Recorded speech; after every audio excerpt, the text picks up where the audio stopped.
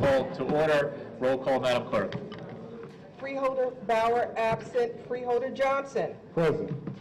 Freeholder Jones absent. Freeholder Luciano absent. Freeholder Mercado. Here. Freeholder Pomares. Here. Freeholder Vice President Richardson absent. Freeholder Siebold. Here. Freeholder President Gill. Here. Now please stand for our salute to the flag. I'm going to ask Freeholder Siebold to lead us in the salute. Pledge allegiance to the flag of the United States of America and to the republic for which it stands, one nation, under God, indivisible, with liberty and justice for all. I'm going to ask that we please remain standing for a moment of silence.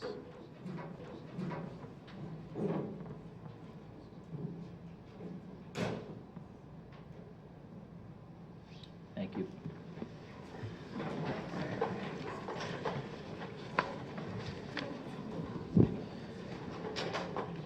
I have before me certification from the clerk that this meeting is in compliance with the Open Public Meetings Act. At this point, I'm going to ask our District 4 freeholder, Len Luciano, and our freeholder at large, Pat Siebold, who both have deep ties to the community of Livingston, to offer greetings on behalf of the board, and to also introduce any Livingston elected officials who are here with us tonight, and invite them to make any remarks they would like to make. Freeholder Luciano. Thank you, Freeholder President Gill. Good evening to everyone that's here. I'm Len Luciano. I've had the privilege and honor of serving as the District 4 freeholder, representing the 11 North and West Essex towns since 2011. I want to say that I love the fact that once a month we do our best to go out into the community to give folks that live, especially in the northern and western rim, an opportunity to see their county government at work. You know, this is probably I want to say the 7th time that we've had a meeting out here in Livingston, and I always say the same thing. It's good to be home. I'm a Livingston High School graduate. I'm a Lancer. My father was a Lancer, graduated in the first graduating class of Livingston High School in 1957. And Livingston is an extremely large community that I represent out here.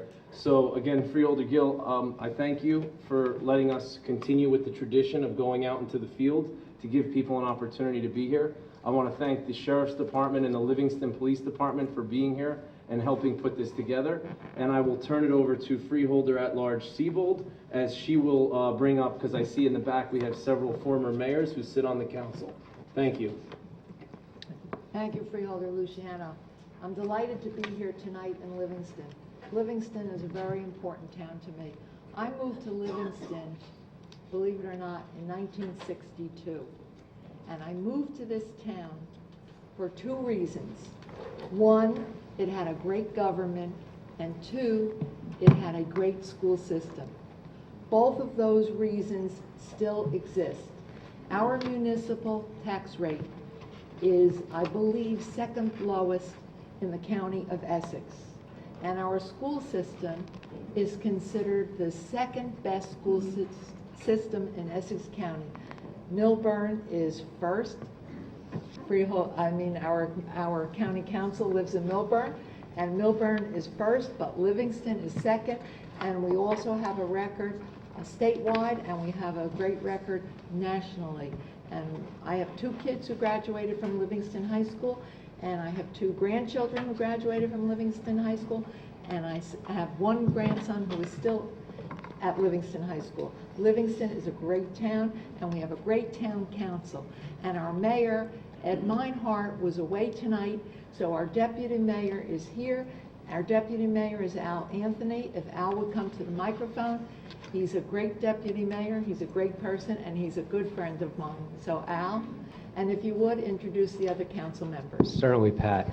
I'm here tonight with Rudy Fernandez, councilman and former mayor, Michael Silverman, councilman and former mayor.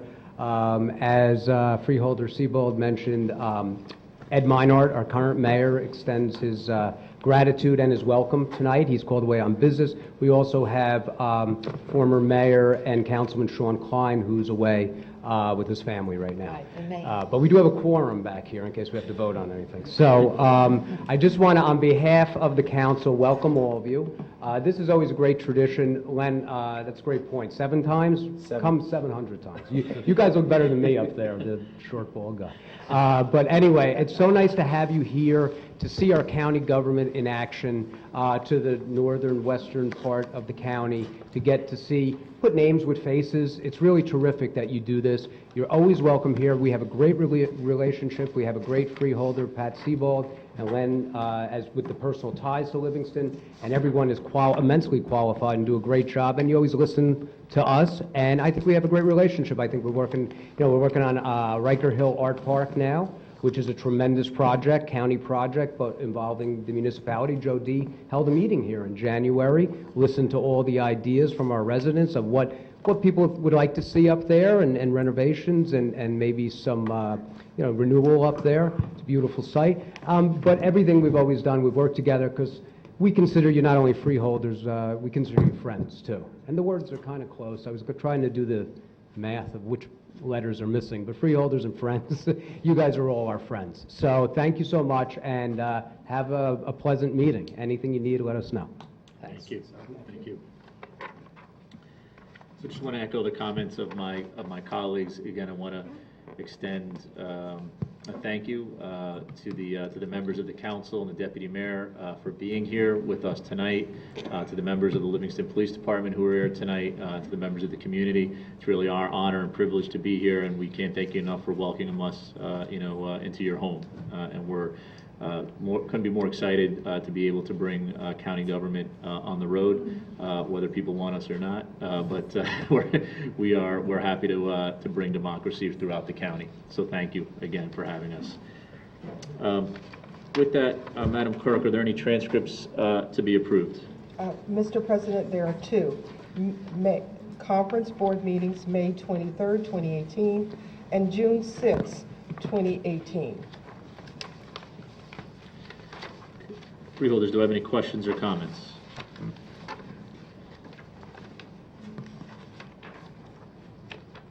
Freeholders, do I have a motion and a second to approve the transcripts? I'll move it. Second. Moved by Freeholder Johnson, second by Freeholder Palmaris. Roll call, Madam Clerk. Freeholder Bauer, absent. Freeholder Johnson. Yes. Freeholder Jones, absent. Freeholder Luciano. Yes. Freeholder Mercado. Yes. Freeholder Palmaris. Yes. Freeholder Vice President Richardson, absent. Freeholder Sebald. Yes. Freeholder President Gill. Yes. So moved. Thank you, Madam Clerk. Madam Clerk, are there any topics of discussion? Mr. President, there are none. Okay. Before moving to public comment on both agenda items and on any item, Madam Clerk, would you please explain and set some of the ground rules for public comment session? Okay. The ground rules today for public comment session, since we have such a large turnout and response to make sure that everyone speaks, you're going to have an opportunity to speak twice during public comment the first time. There's public comment at the beginning of the meeting, and then there's another opportunity at the end. At the beginning of the meeting, there are 2 opportunities. The first opportunity is going to be on any agenda item. Then the second opportunity is for any item at all. So for the agenda item, we will just ask you to come forward. When it's for any topic at all, if you want to speak, please make sure from our administrator in the back, Kathy Brown, would you stand up? She has a number. We're going to recognize those who have numbers to call for that point in time, and we're going to adhere to that so that we can move through the meeting tonight. You will have 3 seconds. We have a clock here, so everyone 3 minutes. 3 minutes, I'm sorry. Freudian slip, right? 3 minutes, and so you can self-regulate. When you have 30 minutes left, you'll see this pink. 30 seconds. Thank you for the help. Thank you, Mr. President. When you have 30 seconds left, I will show this pink card. That means wrap it up. And, Mr. President, is there anything else that I should share? No, thank you, Madam Clerk. Just to reiterate, we're going to try to do our best to give everyone an opportunity to speak. We do ask that everyone do their best to adhere to the 3-minute rule. We at our last meeting, and I see some familiar faces here from tonight from our last meeting, were judicious in hopefully allowing people to finish out their thoughts and their statements. So please, that we ask that we try to be respectful of everyone who wants to speak tonight, and then we try to do our best to keep it to that time frame. So with that, Madam Clerk, let's move to the public comment session on agenda items tonight. Tonight's meeting is a combined conference board meeting, and we will have a vote. We will vote on every item on the agenda. So if there's any member of the public who would like to speak or comment on any agenda item, please come to the microphone and state your name and affiliation for the record, and you will have 3 minutes to speak.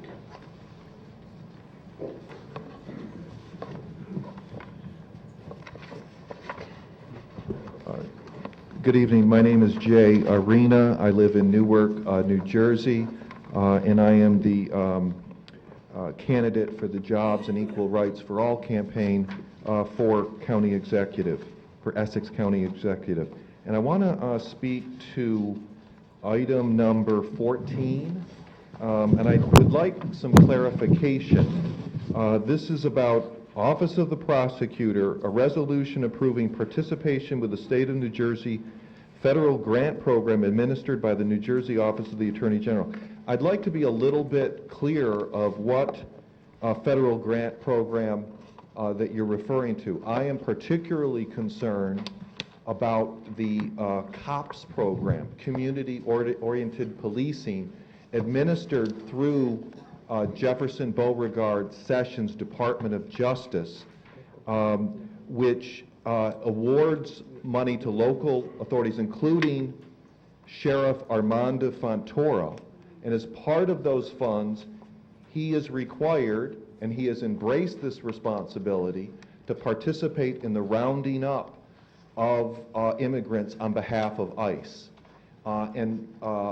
My campaign, and the growing movement of which I am a part, wants to break all relations with ICE, be they the concentration camp that County Executive Joseph DiVincenzo and these freeholders run for ICE, as well as these contracts, the COPS contract that Fontoura has to collaborate with the roundup, hunting down of our brothers and sisters here in Essex County. And so I would like we would not want any kind of acceptance of these kind of funds, any kind of collaboration with this. Could someone clarify that for me as an Essex County resident? Do you know what this? Just want to make sure that you're going to use the bulk of your time. We're absolutely going to respond, and it's something we should have said at the beginning. We're going to respond to all questions and comments in writing. Okay. I will tell you, and through the county administrator, that this is part of the Stop Violence Against Women Act grant program. Do I need to give you my address so I can get a response? The staff Okay. will take your I have another item as well that I'd like to speak to. You have less than, Okay, well, is that all within the 3 minutes? I thought it's 3 Yes. minutes for each item. Okay, the other is, it's about an award. you have 12 seconds. Okay, well, 16.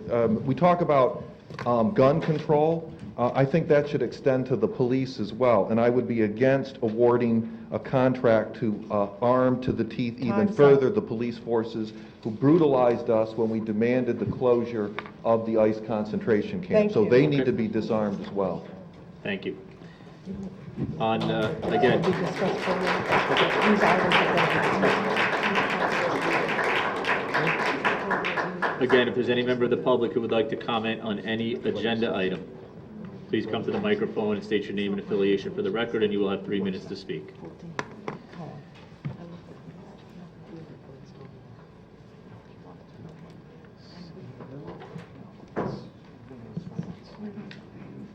Okay. Seeing none, if there's any member of the public who would like to comment on any issue, please come to the microphone and state your name and affiliation for the record. Again, you will have 3 minutes to speak. After all the members of the public have spoken, we will move through the agenda items. Madam Clerk? Mr. President, the first person I'm calling you up by numbers. Number 1. Hi, my name is Barbara Hennessy. I'm a resident of West Caldwell. I live 184 Central Avenue, which is on the intersection of Central Avenue and Washington Street. I'm here to discuss the traffic concern that we and my other neighbors have had for several years. There's quite often really pretty horrible accidents in the middle of that intersection. It's not controlled by a stoplight or stop sign is on Washington Street and Stony Brook. I did complain about the number of accidents that we've seen, really bad accidents where ambulances were called and, both cars were towed away, probably totaled. This intersection is on the corner right diagonal from us is the Washington School playground, and there's children quite often crossing that uncontrolled intersection, and we feel that it's only a matter of time before there could be something really devastating to the community happen right there in front of our house. We did bring this issue to the West Caldwell Township Council, and that was probably in about January of 2017. I know that the township administrator, I believe, followed up with me and said that there was a joint county and township traffic survey of that intersection underway, and that the last time I heard from him, he was leaving his job, and he said that he did know that there was a report on that survey and that there were certain I don't know what you call it, like results of the report that were going to be implemented. And I know that there used to be a 25-mile-an-hour blinking sign right in front of our house when school is coming and going, and that sign was taken down, so that's not even there anymore. But the accidents continue. They're still as severe as they ever have been, and I just wondered if the county has any plans to implement some traffic control device on Central Avenue. 30 seconds. I'm done. Thank you.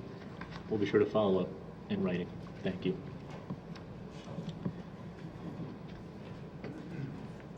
Number 2, please.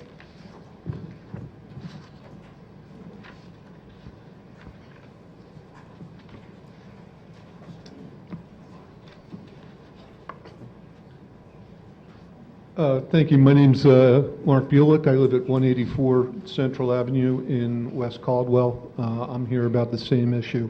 I've lived in this house for a little over 8 years. I have lost track of the number of times I've had to call 911 because of accidents at the intersection of Central Avenue and Washington Street. They have been so frequent that I can tell the severity of the accident just by the sound of it. I don't even have to look when I know that there's been a bad one. I don't know how many times, I've lost track of the number of times I've seen people taken away in ambulances. I've seen cars careen into the home of a neighbor. I've been to the West Caldwell Township Municipal Building for meetings like this to talk about the issue. Nothing has really changed, and this is not just another intersection. This is an intersection where one corner is taken up by an elementary school. There are, kids using this intersection every day, both during school hours and after school hours. And it's incumbent upon this group, because it's a county road, to manage this situation. And I don't feel that this situation has been managed very well. I've been in the newspaper business for almost 40 years, and I can guarantee you that every time there's a major disaster, you see a follow-up story, and the headline reads something like this: officials ignored warnings about, fill in the blank. Could be O-rings on the space shuttle. Could be, terrorist plans for an attack using airplanes. Please don't be the officials who ignored warnings about a potential disaster here. We really need to get this situation addressed. Thank you. Thank you. And number 3, please.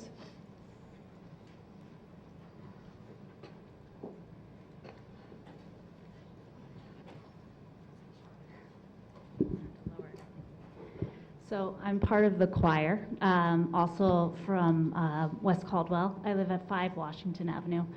My name is Julie Camp, and I have also been working on this issue. I've lived at 5 Washington, which is right on the corner, for 12 years now. There are a lot of concerns. We've tried to work through many different avenues. We've worked through the school board. We've worked through the town. I've spoken to the town police. And what they continually tell us is that it's a county issue. It's a county road, and so we keep getting kicked back. I've tried to reach out to county officials and have not been responded to. But the road is very dangerous, not just on our intersection, which is the Washington Central Avenue, but the intersection in front of the school where children are crossing is also very scary because there's a rise in Central Avenue where they can't see that people are crossing. It's managed during the school day by crossing guards and police officers when the crossing guards aren't present, but that's only until 3:45. There are night events at the school, there are sporting events at the school, and so it's become, it's only a matter of time before one of those serious accidents happens when there are children present on the corner of the sidewalk. This year, they had to actually put the school in lockdown because there was a car accident that went onto school property. What's feasible or not, we don't know. There seems to be low-hanging fruit that maybe could be considered, like the flashing crosswalk signs that get pushed that alert people far in advance. Speed tables maybe, things like that. At the very least, school signs that are flashing when there's school in session. But that's going to do nothing for the back-to-school nights when parents are crossing in the dark. And nobody knows they're there. It's not going to be because they're speeding. They're not going to know they're there when they're going. It's banked around a curve and it's banked on a rise. That's it. Thank you. Thank you. Number 4, please.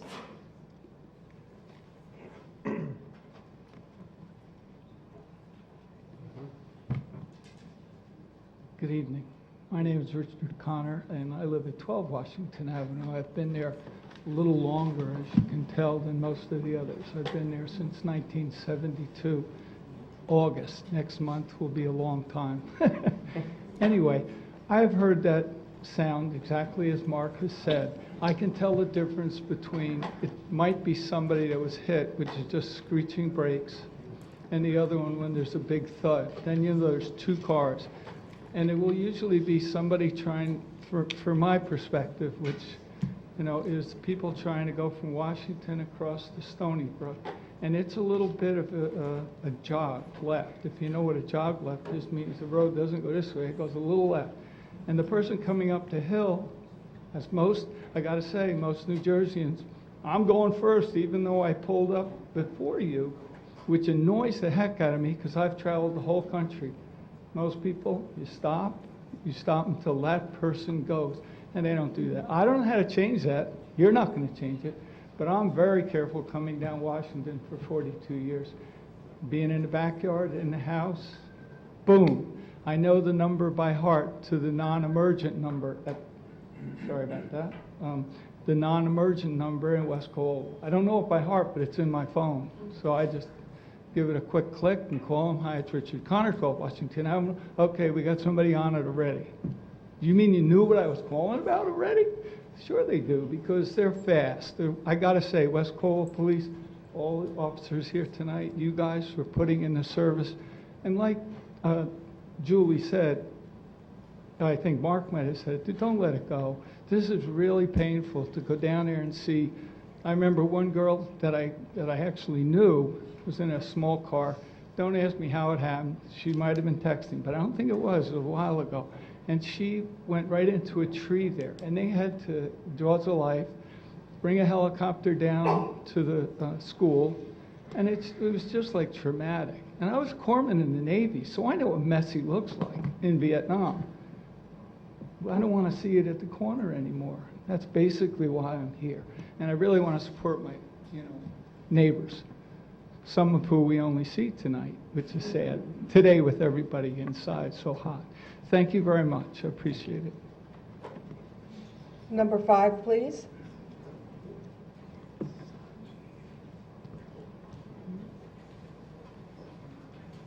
Good evening. My name is Andy Lloyd. I'm too a member of the choir. I've been there for 41 years watching the same things that they told. Worst one was the helicopter taking that young lady out of that car. Down there, I love my flip-flops. I'm down there in flip-flops trying to help out the best we can. Into trees, into someone's front yard, into the living room, house destroyed. My personal involvement with county government, all I can do is ask you, like the rest of us, help. Have a good night. Thank you. Number 6, please.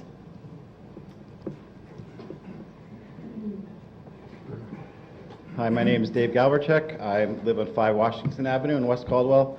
I'm here for the same reason. I'll have to correct Richard. We also get together when there are these accidents. That's unfortunately when we all come out, because we do hear that same shrieking sound. So I'm not going to reiterate what my neighbors have said. They've said it really well, but I just urge, because this is a county township issue, I ask that you take a look into the matter.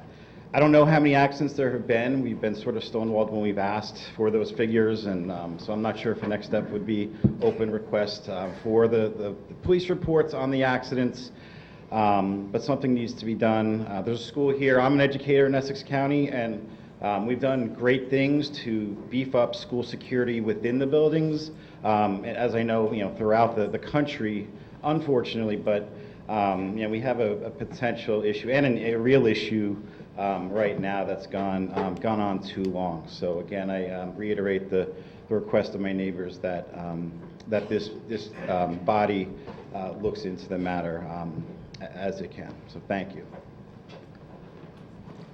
Number 7, please.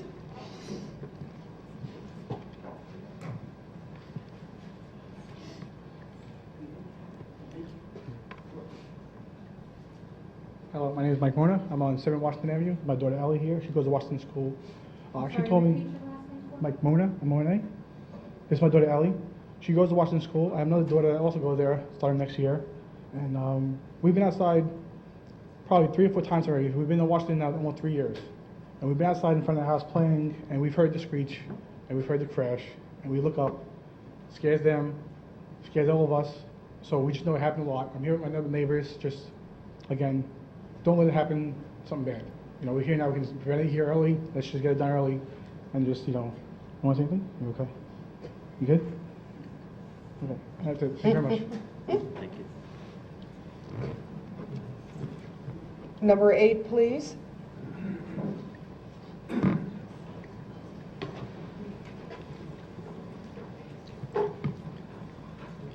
Hi, my name is Kristen Scorsone. I'm a graduate student at Rutgers Newark.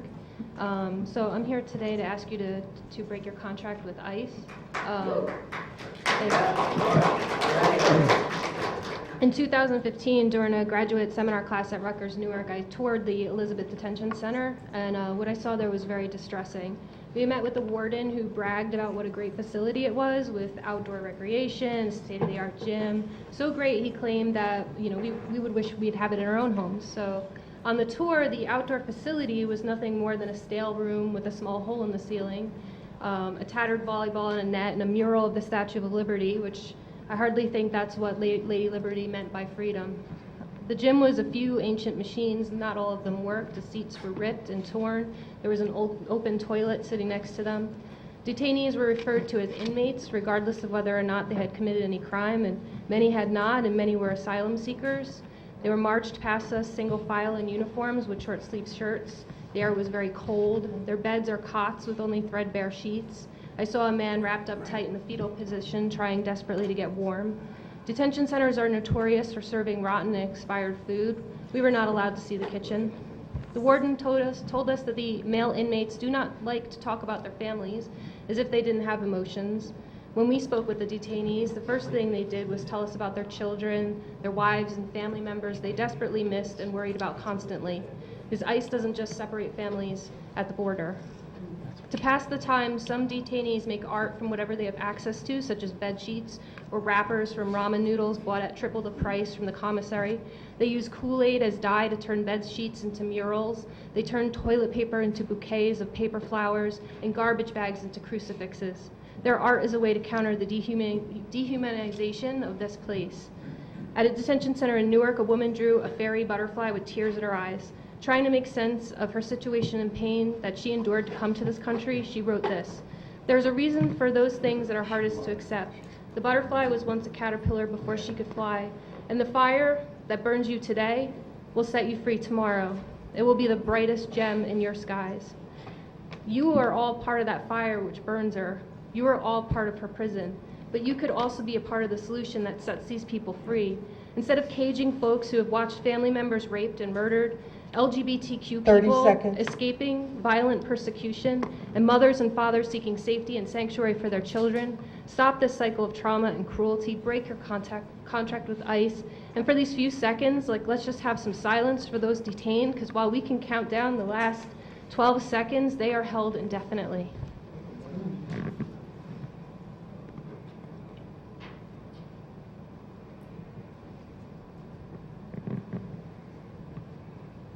Thank you.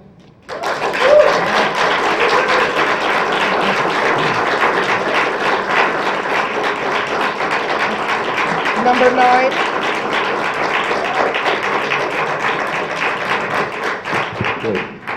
My name is Jay Arena. I'm the Jobs and Equal Rights for All candidate for Essex County Executive, and I'm here to issue a challenge to my opponent, County Executive Democratic Joseph DiVincenzo, better known as Joe D. Is he here? I thought maybe Livingston, he'd have a special place in his heart, considering his good buddy Chris Christie grew up here after leaving Newark with generous federal subsidies. Is he here? Maybe you don't remember how he looks, what he looks like. This is him with his buddy Donald Trump and his man Fontoura. My challenge: it's time, Joe D., to end your silence and debate the defining issue of this campaign, the 800-person ICE immigration concentration camp that you run for Donald Trump at the Essex County Jail.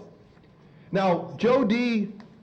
likes to say he puts Essex County first. My question is Essex County being put first by having the second largest ICE concentration camp in the United States?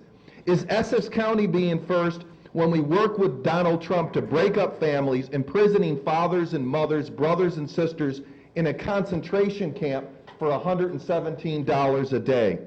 Is Essex County being first by taking Donald Trump's blood money? In the past, Joe D. was glad to celebrate, to talk about his blood money contract. In 2010, he said it would mean huge revenue for the county. It would be a home run. He likes the sports metaphors. He went on, we're looking to expand the program because we do a very, very good job. He talks like Trump, doesn't he? I believe the federal government is very happy with what we do, the service we provide. We have a good track record, and we also believe we're in a great location. You visited back there? We're very optimistic. Then in 2011, with his buddy Cory Booker, he touted how the blood money contract had improved the bond rating to AA1, and he expects us to hit AAA bond rating with this blood money. But as a growing movement has emerged in our county and around the country to end Joe D's ICE concentration camp and those around the country, he has gone silent. When myself and my brothers and sisters on June 29th went to the doors of his office to demand to speak with him, to demand that he break the contract. Did he 30 respond? seconds. No. He sent his armed thugs to brutalize us, which is documented. When Matt Katz from WCNY did a study about the increase, you've doubled your blood money from Trump since he's taken power. What was Joe D's response? No comment. When Michael Hill interviewed me after your brothers and sisters in Hudson County renewed their Time's blood up. Thank you. contract, they asked Joe D. What was his response? No response. When Brenda Flanagan did the story on the activists being brutalized, turned to Joe D. for a comment. No comment. It's time for Joe D. to end his silence. The hunting down of immigrants, Okay, thank you, the sir. breaking Thank up you. of families, Next speaker. the throwing them into a massively expanding concentration camp system, including right here in Essex County, the second largest in the country, is the burning issue of our day. When is your man, when is he going to come and debate this issue? Sir, thank you. You've had your time. And Thank when you. are you people Thank going you. to stand up? We haven't heard anything. Are you ever Thank going you, to sir. talk about this? Thank you, sir. You You've can't had your dance time. around it. Thank you. You've had your time. It's the Next central speaker. issue. Next speaker. And you got to tell your boss, Next speaker. Governor Murphy, your other boss, he can't dance around Sir, the issue next either. speaker. Speaker number 10, Speaker please. Do you have a response? We've been Speaker coming num- here for months. Are Speaker you number ever 10. going to respond? Speaker number 10. Thank We're you. going to keep coming back. Okay, that's your right. Speaker number 10.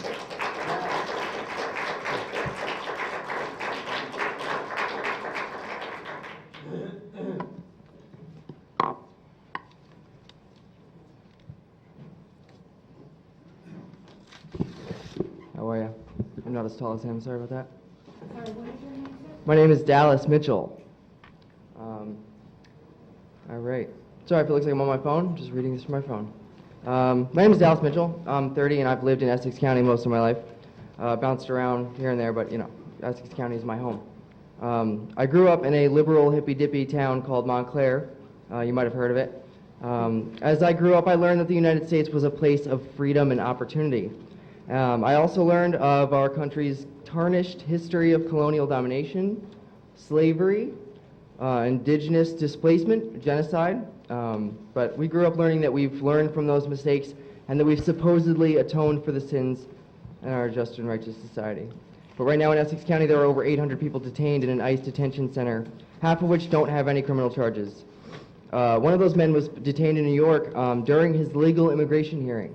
I know that he was trying to become a legal citizen in his hearing, and he was unfortunately detained in his hearing, and now he's in an ICE detention center in New Jersey. The conditions of these facilities are pretty deplorable, and they've been called inhumane by human rights groups. Multiple detainees in New Jersey have committed suicide, and that's $117 per person per day, 800 people. The county is sustaining itself on blood money when there's people killing themselves in these facilities. I, as a resident, find that deplorable. Not really sure whether or not that matters. I personally can't see that what I was raised to believe, that we are a just and righteous society, could possibly be true when we have over 800 human beings in concentration camp conditions in my home. It's disgusting and it's deplorable. I'm asking Essex County freeholders to end the contract with ICE and to tax the rich and to pay for public services and to not use blood money. Thank you.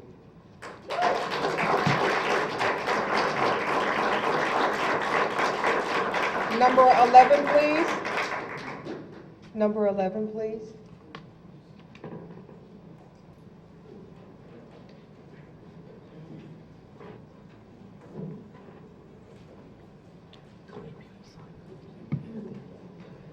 Hi, my name's Ed Jones. I think I've seen some of your faces when I spoke in Newark. I don't want to say exactly the same thing as I did last time. The thing that's different between last time and this time is that Hudson Board of Freeholders voted to continue their contract with ICE. It seems to me from reading your bios, what I could find on the internet, that most of you are Democrat or come from professions that traditionally are Democrat, leaders of unions, social workers. I think it's an opportunity for you guys, sorry about that, as an English professor to be saying you guys, but it's an opportunity for you freeholders to be able to show what it really means to act act locally as Democrats. I understand that you have important financial responsibilities to the county, but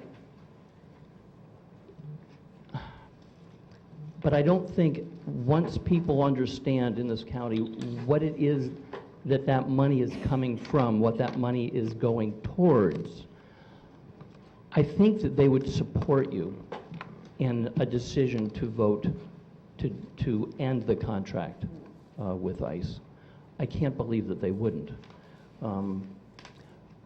I've thought about it more since last week a little bit, and again, thinking about my own students, and thinking how important it is for them to, what I try to teach them about honoring the truth and honoring other points of view.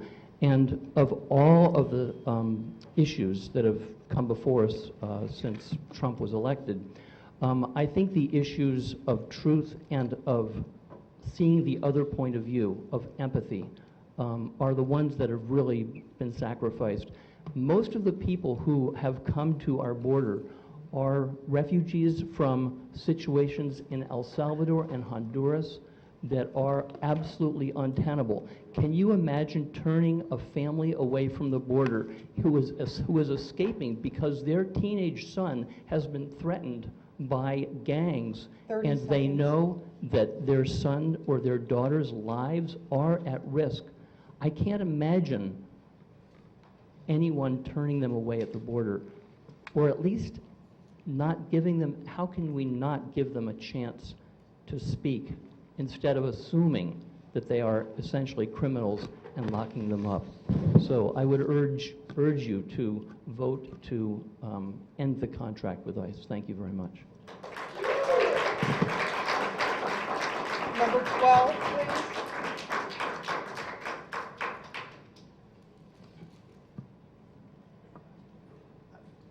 Hi, my name is Whitney Strube. I'm a resident of the Ironbound in Newark. Like my comrades here, I also addressed you last week and will probably continue doing so until justice is served here, because justice is so obvious in this case. It really is.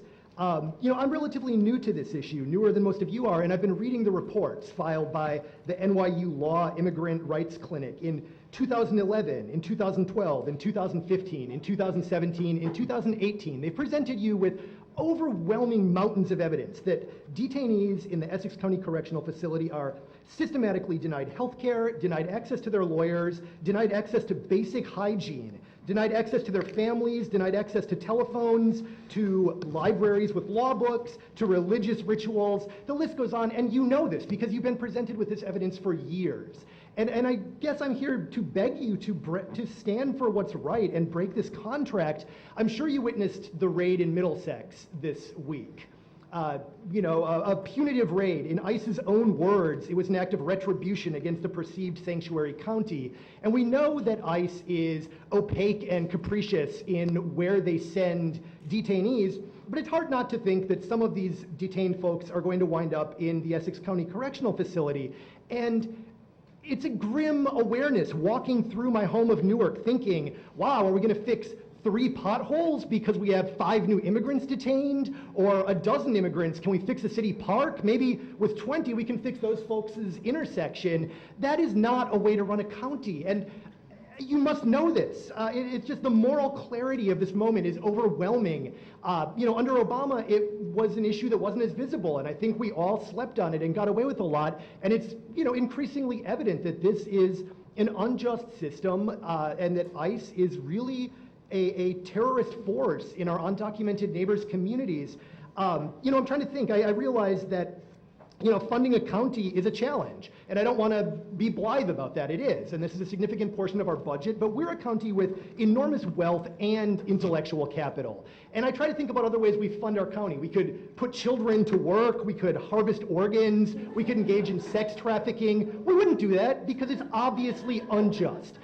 And taking this money from impoverished, desperate, detained people who did nothing wrong, who fled violence, mostly violence caused by U.S. foreign policy, is just not a tenable situation. And, we have an opportunity in Essex County here to be at the forefront of what's an emerging national movement to show that we are going to take a stand, do what's right, and break these ties with Trump's ICE. And I just urge you, with, all the weight of all the words my colleagues and I can offer, with all the weight of the evidence that you've been presented with for years, to take this moral stand in the name of what's right. Thank you.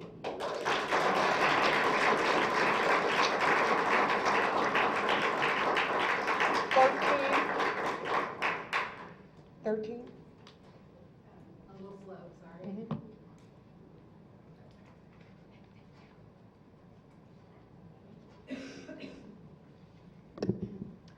Good evening. My name is Mary Rizzo, and I am a resident of Newark, New Jersey. And I'm here tonight to also ask the freeholders to terminate the contract with ICE. I'm a history professor at Rutgers University, Newark, and I want to speak from that perspective. People often think that the point of history is so we don't repeat the mistakes of the past. But actually, I think that the value of history, of knowing the past, is that we can look back and see moments of contingency. We can identify when something changed and what happened because of those changes. So to understand why Essex County is making millions of dollars annually from detaining immigrants, we only have to go back 22 years to the passage of the 1996 Illegal Immigration Reform and Immigrant Responsibility Act, also known as IRA, which was signed into law by President Bill Clinton. Now, IRA fundamentally changed immigration procedure. It had a lot of different aspects to it, but one of the most heinous was deporting immigrants, even those with green cards, for committing minor crimes that were reclassified as felonies. There are stories, scores and scores of stories, of immigrants convicted of nonviolent crimes like possession of a small amount of marijuana, being sent to prison to serve their prison term for that crime, and then being taken from prison and put into a detention center to serve another sentence, except no one would tell them how long that other sentence was. So they stayed in these detention centers for months, sometimes, and years. And even more shocking, this law was retroactive, meaning if you had committed a crime before the law was passed, you still could be deported for it. Now, for asylum seekers, things got even worse. Before IRA, asylum seekers were not even held in detention. But after, detention for asylum seekers was mandatory. And that's why places like the Essex County Correctional Facility and the Elizabeth Detention Center are located where they are. They are close to airports, making them easy to detain and deport asylum seekers. And who are these asylum seekers? I will tell you very briefly the story of one woman named Fauja Kasinja, who came to the U.S. in 1994 to seek asylum. If she stayed in her home country, she feared that she would be subjected to female genital mutilation and forced marriage. She came to this country through Germany, where she got a fake passport. She got off the plane at JFK, and she confessed immediately that her passport was fake and asked for political asylum. And instead, she was thrown into the Elizabeth Detention Center. After years in detention, she sued and won her asylum, but for many people, they wait in dirty detention centers for weeks, for months, for years, only to be deported. Because of these mandatory requirements, IRA spurred the building of detention centers and the creation of more beds for detainees. In 1996, there were slightly more than 6,000 beds available for immigrant detainees. Now the government fills about 34,000 beds per day, and that number is growing. So my point in telling this history is to say that there was a turning point only 20-some years ago. Immigrants and asylum seekers were asking to live in the U.S. long before the 1996 law, but we dealt with them differently. We did not incarcerate them for the crime of seeking safety and opportunity.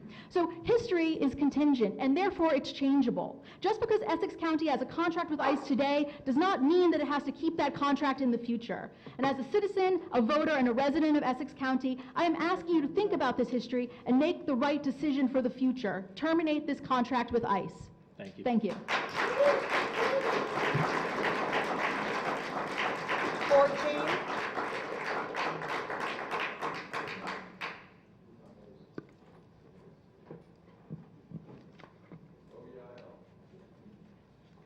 Good evening.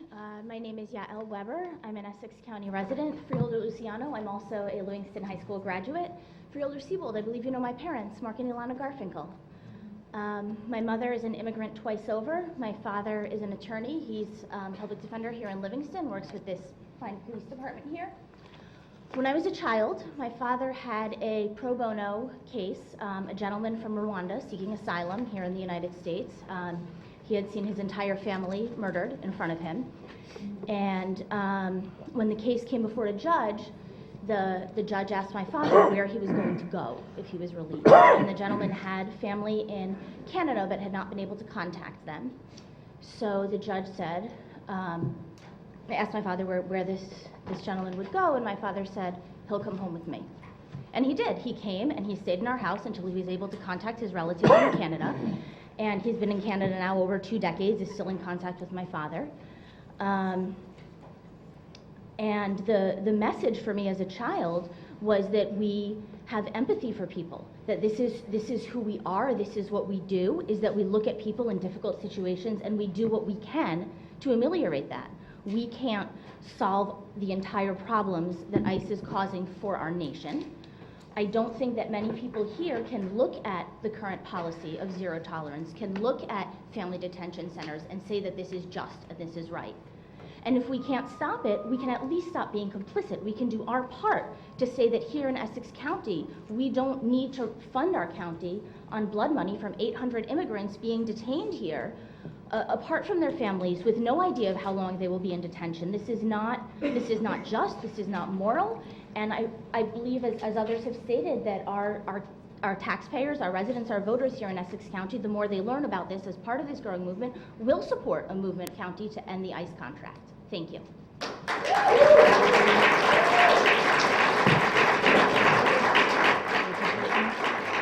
Number 15. Number 15.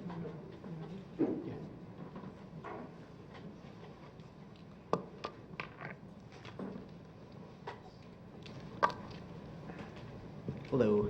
Thank you, everybody I'm sitting with. All of your stories really inspire me, and hopefully I can add one more. My name is Carl Schwartz. I am a resident of Newark, and I have friends, family, neighbors, and colleagues who are immigrants. And as an American citizen myself, I believe that it is my moral duty to speak out against the cruel and inhumane policy of profiting off of immigrant detainees that's taking place here in Essex County.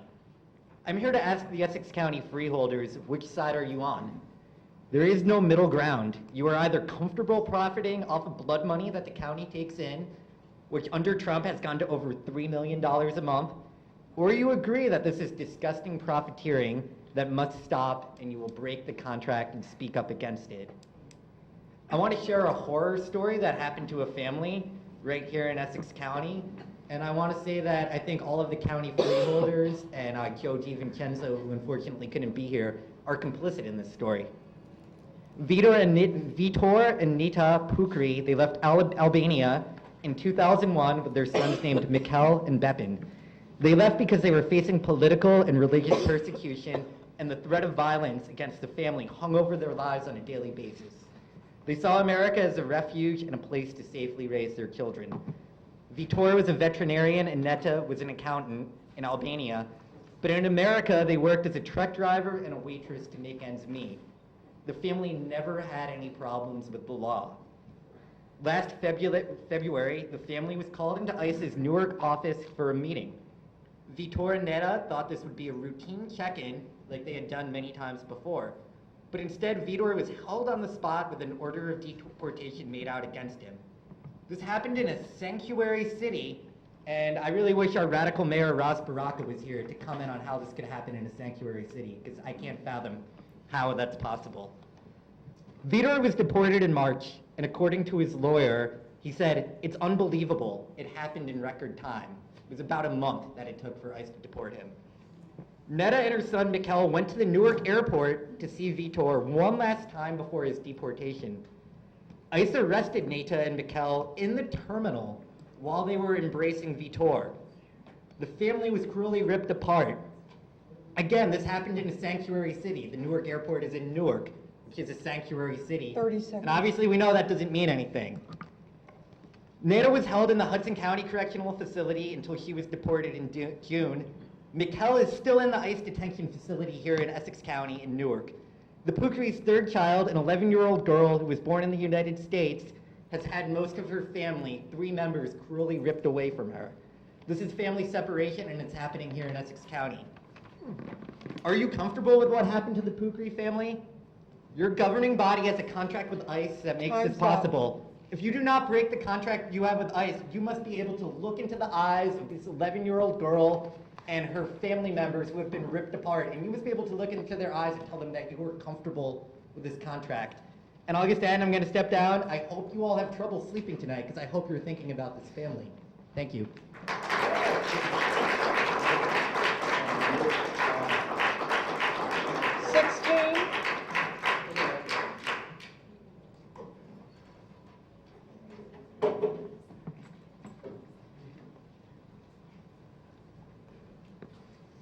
Hi, my name is Carrie Gordon, and I'm from Maplewood, New Jersey.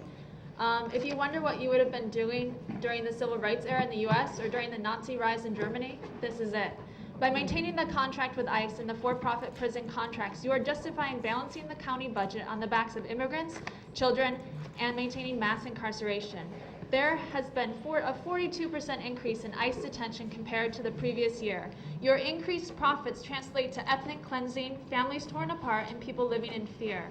Our county government, controlled entirely by Democrats in the most liberal part of New Jersey, is making a windfall off of President Trump's aggressive immigration enforcement. How do you justify this? You say ICE protects us from criminals? Increased undocumented immigration since 1990 has not increased violent crime over the same period and did not drive up the rates of drug and alcohol arrests or drug overdoses and DUI deaths. In fact, undocumented immigrants engage in less crime than do legal immigrants or U.S.-born peers.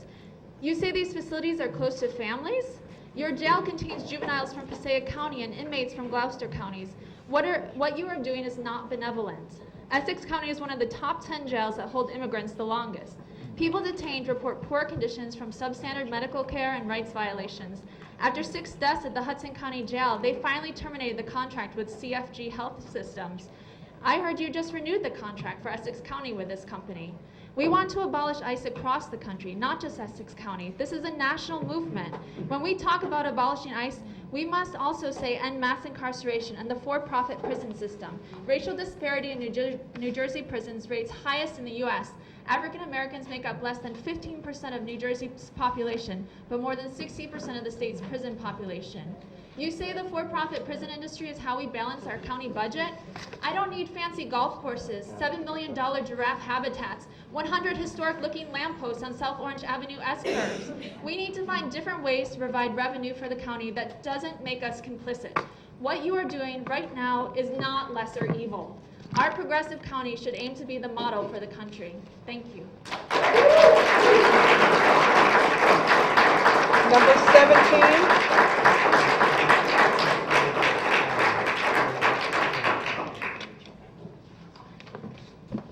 Hello, my name is Roz Moskowitz-Belsky. I'm from West Orange, New Jersey, co-chairman of the Pleasant Valley Civic Association and member of the West Orange Pedestrian Safety Advisory Board. On July 24th, 2014 was the first time that I came before the Freeholder Board. Seems like a long time ago, asking about safety for Pleasant Valley Way. I want to thank the Freeholder Board for putting a new light in at Alyssa Drive. Thank you, Freeholder Luciano. And thank you, Freeholder Siebel, for getting the reduction for speed limits towards the southern side of Pleasant Valley Way. But we can and must do better. You know, I'd like to change the language, and instead of saying accident, maybe we should start using the word crash, because an accident implies that there's nothing that we can do about it, when in fact there are things that we can do about it. Very happy that just in today's Star Ledger, you know, the township engineer details the new road died on Main Street. You know, that's very positive. So we know what works in other communities, and one of the first things we can do, and I'm here to really advocate for 25 miles an hour at Pleasant Valley Way and Eagle Rock Avenue. It's crucial that we lower that speed limit. I can't tell you how many trucks, 18-wheelers blow by at 40 miles an hour. We have 3,000 students going to stores there, from school. So we really need to do that. Actually, you'll be getting a list of several items, safety upgrades from the town council. And we hope you seriously look at that to implement these road safety improvements. We need to be proactive. I don't know the people on Washington Street in West Caldwell, but I'm sure that tomorrow there can be something done there. Just like, we have Pleasant Valley, Winnebago Rock, we have major changes happening for the first time in decades. We have a new Chase Bank coming to the corner. We have a new parking lot that's there, and we have a new Aaron's Market that's coming on Eagle Rock Avenue. There are going to be a lot of different turns. There are going to be a lot more cars. We need to be proactive about the crashes and how we can slow it down and make it, have it make sense in the business quadrant. We were a little disappointed on Eagle Rock Avenue repaved going east. There weren't turn lanes put in. There is a complete streets ordinance that the county has passed, a resolution, and we need to kind of follow that a little bit more carefully.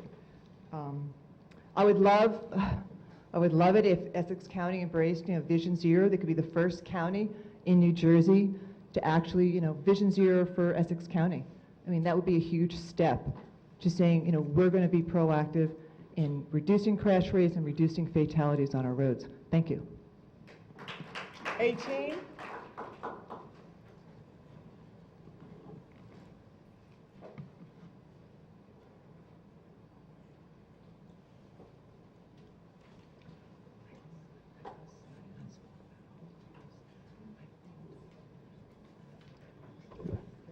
Hello, my name is Gloria Mills. I live in the Ironbound section in Newark. I want to thank the freeholders for responding to my concerns to the Essex County Division of Senior Services. 3 things that I mentioned that I felt was needed for the division was oversight. There's a lack of transparency, and there needs to be a committee in order to advise the division of the needs and concerns of the seniors.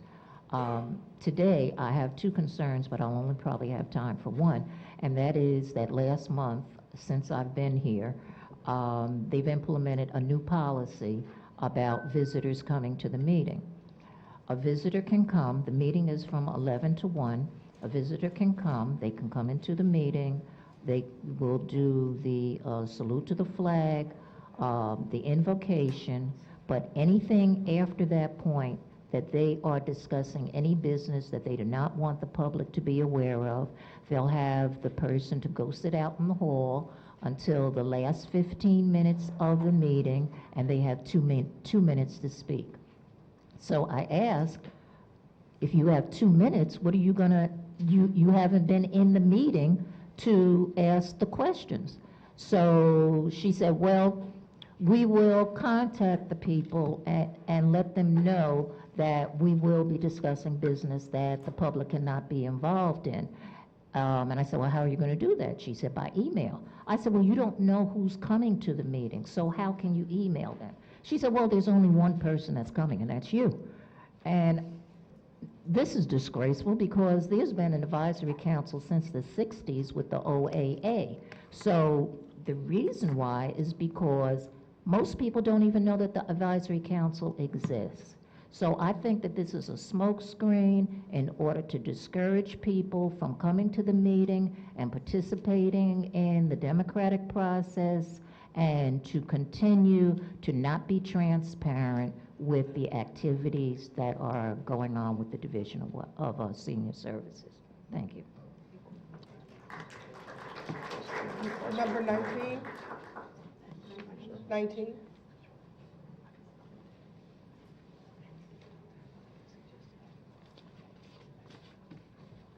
Hi, my name is Audrey Leviton. I'm a resident, 22-year resident of West Orange. And I'm here tonight to express my concern about immigration, about the detention of people who are asylum seekers and immigrants.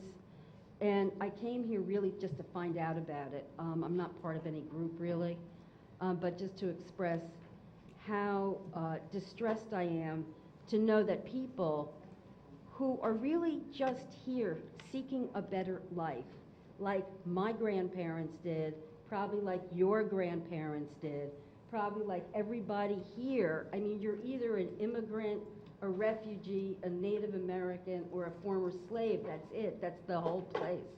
So I don't understand why people are being criminalized for simply seeking a better life in this country, and I don't know why Essex County is participating in this. And I really ask that you consider breaking this contract. It didn't occur to me that you could break it, but if you can break it, you should break it, and if not, to at least hold a public hearing about what we're doing and why we're doing it, so people can express themselves and you can hear from us about what is really a major national disgrace. It is a disgrace, and this is not political for me.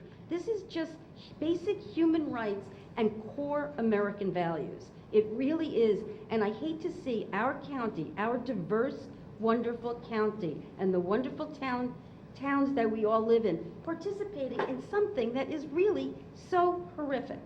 So that's all. I respect all of you. I hope you can hear me, and in the spirit in which I am speaking, which is a spirit of really respect for all of you and for your service to our community. So thank you.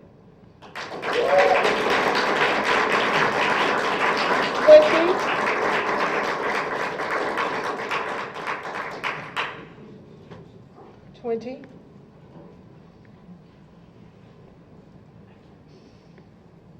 Hi, my name is David Choder. I'm a resident of Milburn. I recently graduated from Milburn High School. I'm here to talk about the blood money that Essex County receives from the federal government for detaining ICE detainees. As I said, I'm a student, and some of my best friends and my closest classmates are immigrants, and they really represent the best of what America has to offer. They're the most caring, smartest people and most compassionate people that I know.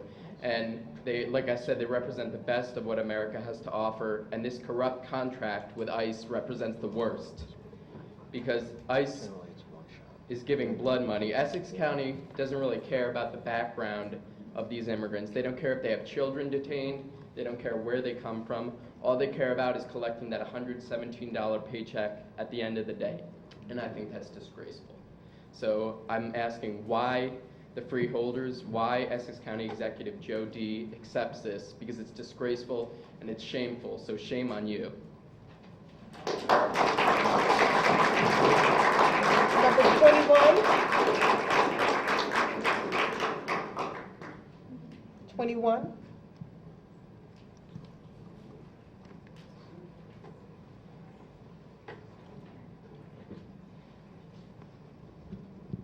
My name is Kathy O'Leary.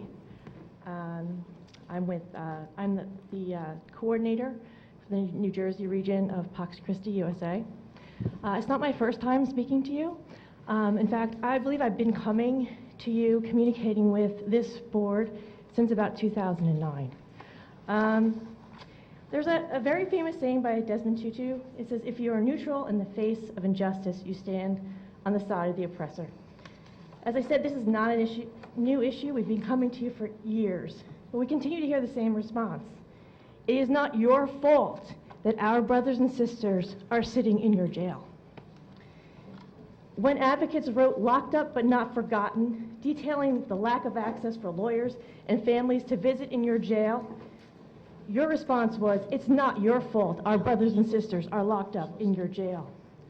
When we wrote the expansion and failed reform of immigration detention in Essex County, detailing the lack of access to healthy food, medical care, and even clean drinking water for the detainees in your jail, your response was, it is not our fault your brothers and sisters are locked up in your jail. When we wrote 23 Hours in the Box, detailing the abuse of solitary confinement in your jail against immigration detainees, your response was, it's not your fault our brothers and sisters are locked up in your jail. When Onesio, an asylum seeker, sat in your jail for 18 months.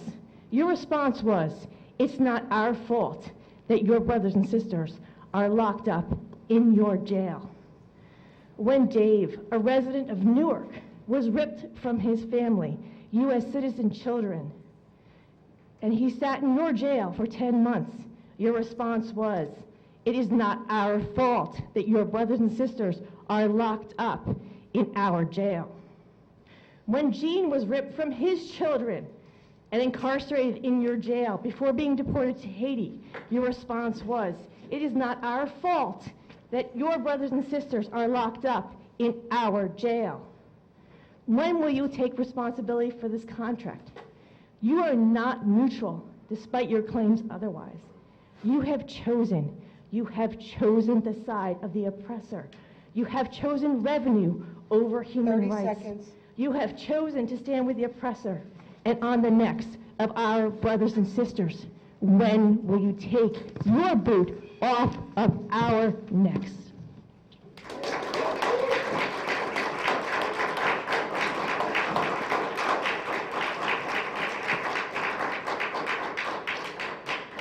Mr. President, that is the end of the people who signed up for public comment.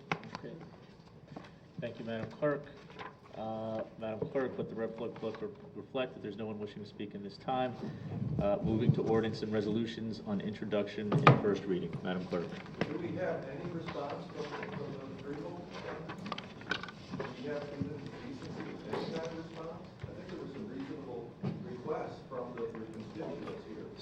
So freeholder comment comes at the end of the meeting, and if any freeholders wish to respond, they will have the opportunity to do so when we're done with our regular order of business. And everything that was raised as a question and/or issue tonight will be addressed in writing. Well, unfortunately, we cannot say... Sir, it's not a back and forth. I'm giving you the courtesy of a response, but the freeholder comment session will occurs at the end of the meeting. Moving to ordinance and resolutions on introduction and first reading. Madam Clerk, do we have any ordinances or resolutions for introduction and first reading? We have none.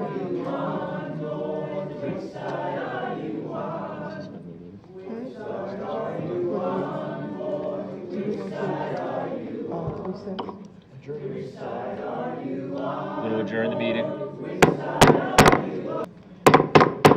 Okay, we're going to reopen the meeting. Roll call, Madam Clerk. Freeholder Bauer, absent. Freeholder Johnson. Present. Freeholder Jones, absent. Freeholder Luciano. Here. Freeholder Mercado. Here. Freeholder Pomares. Here. Freeholder Vice President Richardson, absent. Freeholder Siebel. Here. Freeholder President Gill. Here. Okay, Madam Clerk, do we have any ordinance or resolutions for introduction and first reading? Mr. President, we have none. Okay, Madam Clerk, do we have any ordinances or resolutions for listing purposes only? Mr. President, we have two. These are on second reading and public hearing and listing only. The first one is ordinance number O-28-00010, salary ordinance, County of Essex, 2018 and 2019. Okay.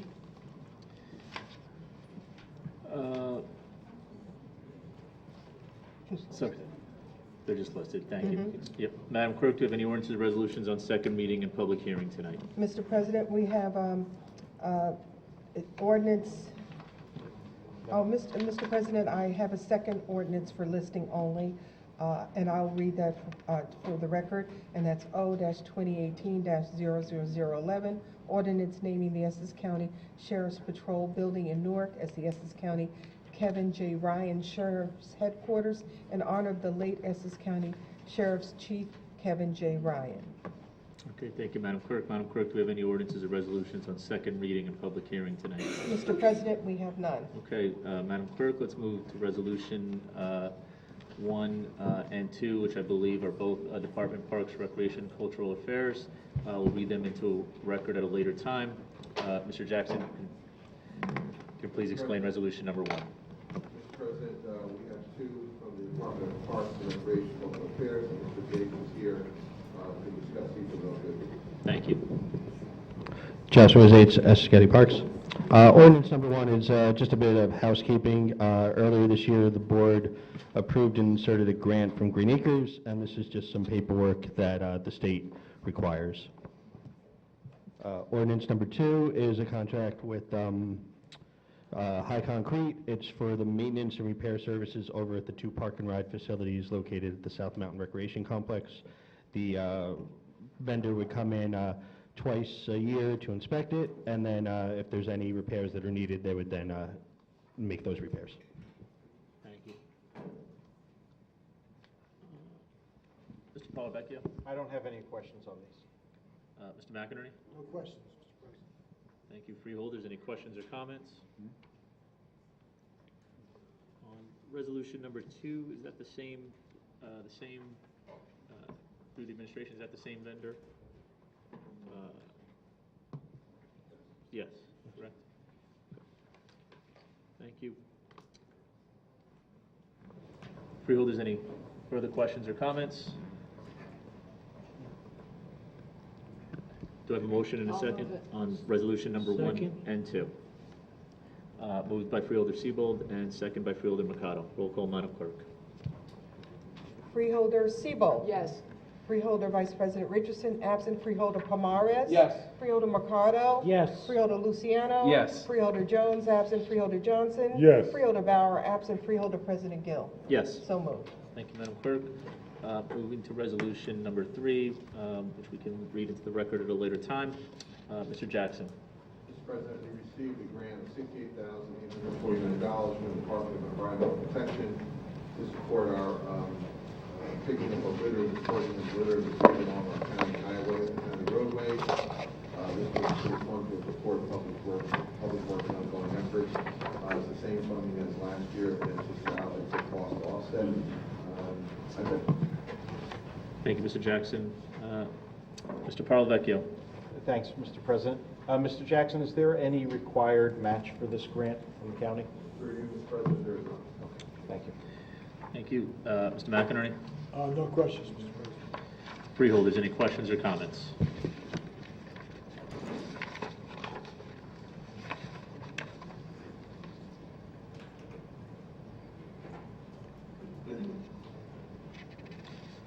Do I have a mover and a second? I'll move it. Moved by Freeholder Siebold. I'll second. Second by Freeholder Johnson. Roll call, Madam Clerk. Freeholder Bauer, absent. Freeholder Johnson. Yes. Freeholder Jones, absent. Freeholder Luciano. Yes. Freeholder Mercado. Yes. Freeholder Pomares. Yes. Freeholder Vice President Richardson, absent. Freeholder Siebold. Yes. Freeholder President Gill. Yes. So moved. Thank you, Madam Clerk. Moving to resolutions 4 through 9, the Department of Public Works. We'll take 4 through 9 together. We'll read them into the record at a later time. Mr. Jackson. Mr.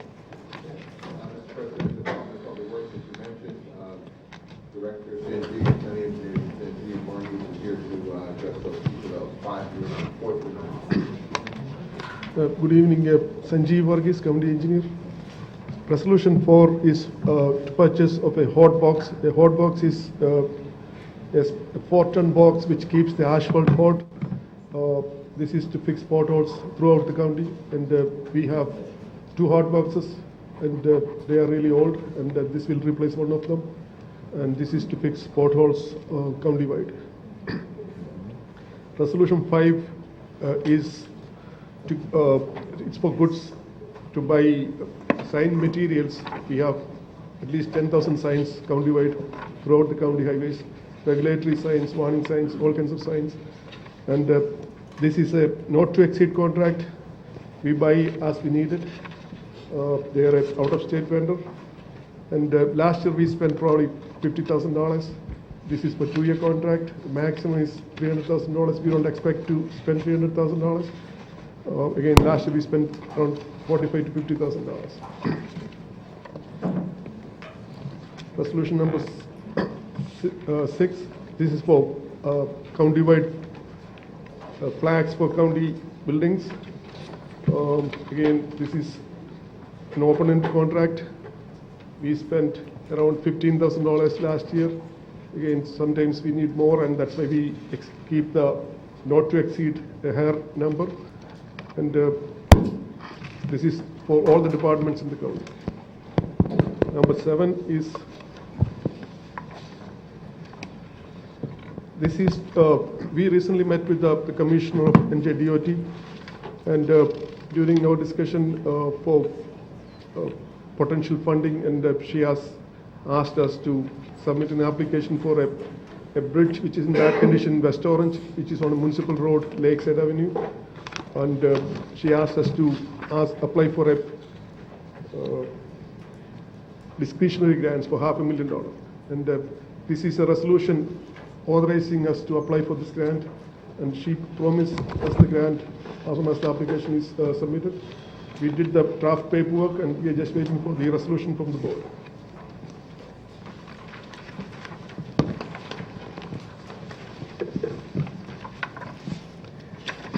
Item number 8 is a change order resolution. We recently did the building at Glenfield Park, the senior building, and during the construction of the building, there were few things the users of the building asked us. Originally, when we planned the building, it was all brick walls, and we were just painting the walls.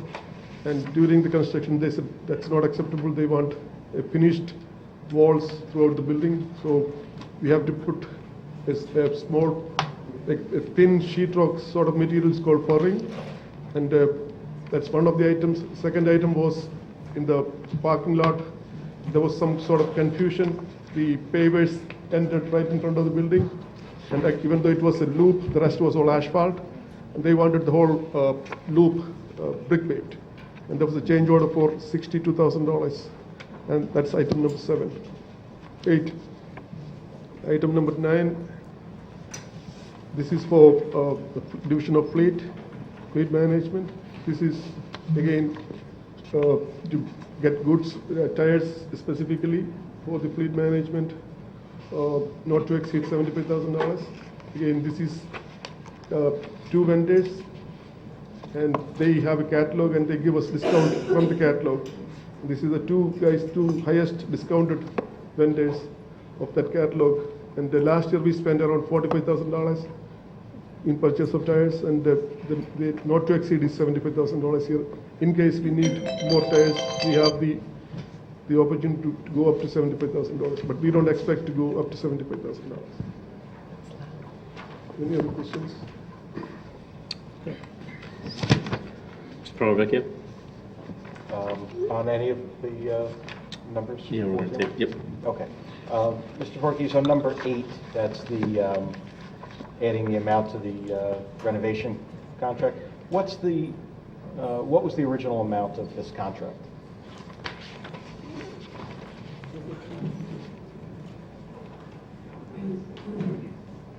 $1.1 million was the original amount, and $62,000 is the change order, and that's approximately 5.6% of sales. Okay, so substantially less than the 20% ceiling that we could change. Okay, thank you.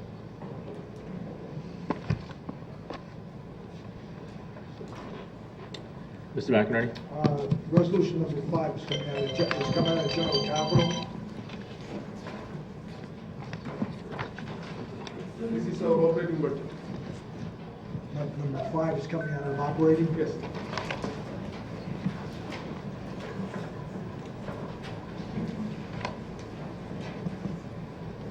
And that's because this is what basically repairs and maintenance as opposed to capital improvements? These are just replacement of signs. It's a routine thing which we routinely do, and that we have it in the operating budget. Further questions, Ms. McInerney? Ms. McInerney, done? Yes, sir. Thank you. Freeholder Siebold? Thank you.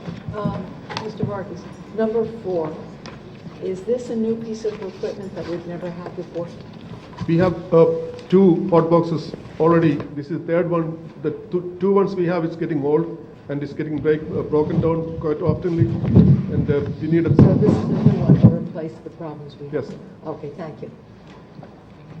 Freeholders, additional questions? Mr. President. Freeholder Pomaris? Thank you, sir.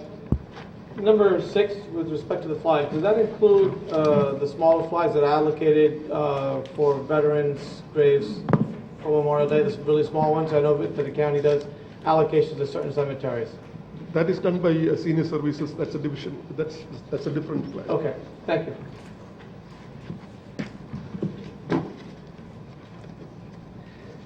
Freeholders, additional questions or comments? Also on number, just a quick question on number 6. Does that include flag accessories that are these just flags that are on county buildings, or are these also flags that are freestanding in county parks? This is used by all the agencies, any instance? buildings. Okay. Freeholders, additional questions or comments? Mover in a second on number 4 through 9. Moved by Freeholder Siebold, second by Freeholder Pomeris. Roll call, Madam Clerk, on resolutions number 4 through 9. Freeholder Siebold. Yes. Freeholder Vice President Richardson, absent. Freeholder Pomares. Yes. Freeholder Mercado. Yes. Freeholder Luciano. Yes. Freeholder Jones, absent. Freeholder Johnson. Yes. Freeholder Bauer, absent. Freeholder President Gill. Yes. So moved. Moving to resolutions number 10 through 13, the Department of Citizen Services. Mr. Jackson. President, Mr. McCoy is here to Good evening, freeholders. I am Terrence McCoy with the Division of Community Action. Community Service Block Grant dollars are provided to the county through the New Jersey Department of Community Affairs to provide services and programs to our low-income constituents throughout Essex County. Tonight, tonight's funding is being amended and dollars being provided to add on to our current dollars to the current grant for this year's funding. Mr. Palavecchio? No questions. Mr. McInerney? No questions. Freeholders, questions or comments?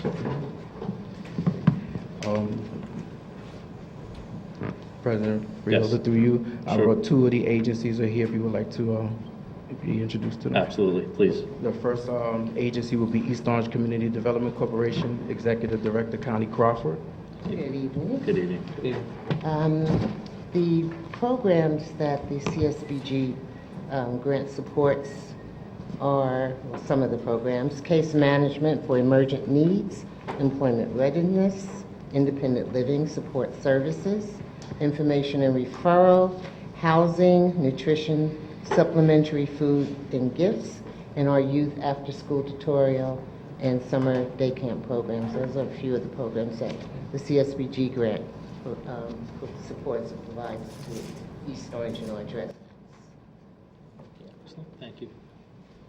All right, and the next agency is Irvington Neighborhood Improvement Corporation, Executive Director Deborah Simpkins. Good evening, Freeholder President Gill and all of the freeholders. Amongst all the other things that my colleague Connie named, in Irvington we do giveaways, foods. We have a food pantry. We also serve meals to the population and the residents of Irvington every day. They get a well-balanced breakfast, a lunch, and a dinner. And it's so many things that we do for the senior services and also the veterans. We also service people who are homeless constantly. So we just appreciate all the services that you allow CSBG to provide to the residents of Irvington. Thank you very much. Thank you.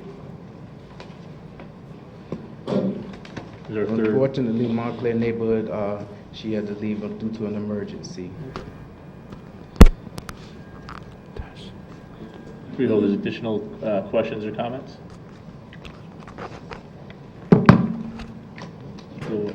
Mover in a second. Move it. Second. This is on 10 through 13. This is on 10 through 13, which again will be read into the record at a later time. It was moved by Freeholder Mercado and second by Freeholder Johnson. Roll call, Madam Clerk.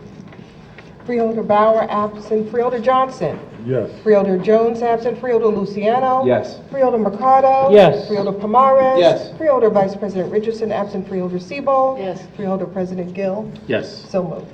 Thank you, Madam Clerk. Thank you, Freeholders. Thank you. Moving to resolutions 14 through 16, which we read into the record at a later time. The Office of the Prosecutor, Mr. Jackson. Mr. President, we have item 14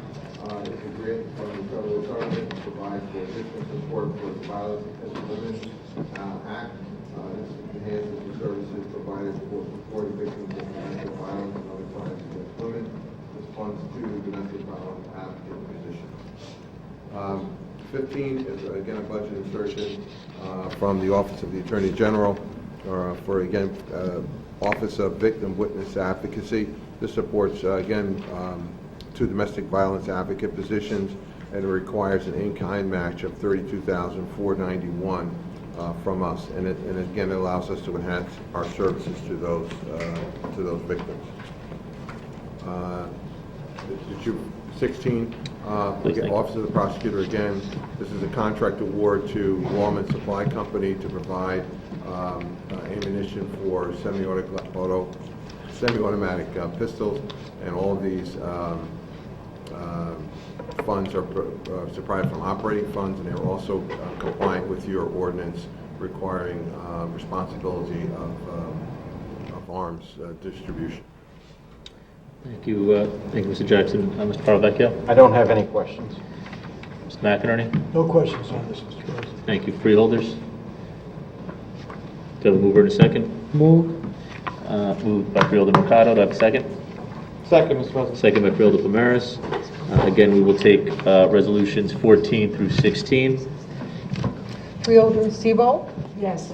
Freeholder Vice President Richardson, absent Freeholder Pomares? Yes. Freeholder Mercado? Yes. Freeholder Luciano? Yes. Freeholder Jones, absent Freeholder Johnson? Yes. Freeholder Bauer, absent Freeholder President Gill? Yes. So moved. Thank you, Madam Clerk. Moving to resolution 17. We can read into the record at a later time. Mr. Jackson. Mr. President, this is a contract to supply specialized parts and repair services for our some new Bobcat equipment that we received. 24-month agreement, an amount not to exceed $60,000. This is open-ended as-needed contract from operating funds. The vendors from Totowa who completed the aspirational goal form. The vendor has 20 employees, 2 of whom are from Essex, and this is a county-wide contract. Thank you. And Mr. Parlavecchio. No questions. Mr. McInerney. No questions. Freeholders. Any questions or comments on resolution number 17? Do I have a mover and a second? I'll move it. Moved by Freeholder Luciano, second by Freeholder Mercado. Roll call, Madam Clerk. Freeholder Sebo? Yes. Freeholder Vice President Richardson, absent Freeholder Pomares? Yes. Freeholder Mercado? Yes. Freeholder Luciano? Yes. Freeholder Jones, absent Freeholder Johnson? Yes. Freeholder Bauer, absent Freeholder President Gill? Yes. So moved. Thank you, Madam Clerk. Moving to resolution 18 through 21, which we can read into the record at a later time. These are 2018 county budget insertions. Mr. Jackson. Mr. President, Mr. Mulford is here to address each of these items. Thank you. Good evening, Freeholders. Good evening. Julius Montfort, Acting Division Director, Essex County Division of Training and Employment. The funds here are funds from the New Jersey Department of Labor to provide educational and occupational training for our welfare to work recipients, which are TANF, food stamp, and general assistance. TANF is temporary assistance for needy families. These are individuals who have children. GA is general assistance. These are individuals who do not have children. And SNAP are individuals who are receiving food stamps as a means to surviving in society.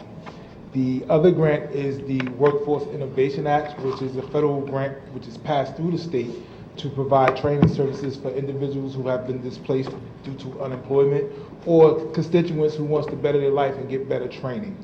And the last one is New Jersey Department of Labor funds. We operate 2 workforce learning links in Essex County. One is located in the Bloomfield Library. The other one is located at 50 South Clinton Street on the 5th floor.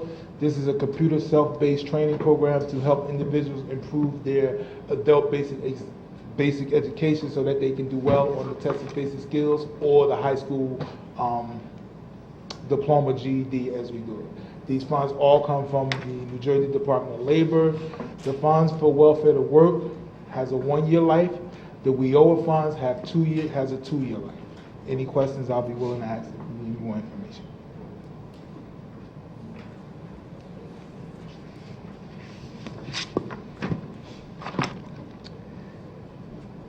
Mr. Parlavecchio? I don't have any questions. Mr. McInerney? No questions, Mr. President. Freeholders?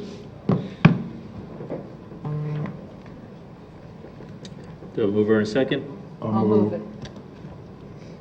Moved by Freeholder Johnson, second. I'll second. Second by Freeholder Siebold. Roll call, Madam Clerk.